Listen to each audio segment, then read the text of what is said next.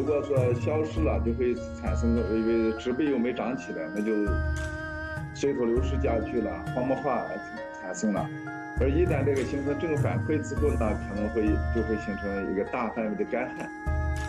就是保护冰川呢是一个理念，环境保护的一个理念，这个理念应该有，就是人为的不破坏，就是你不去大规模人类干扰，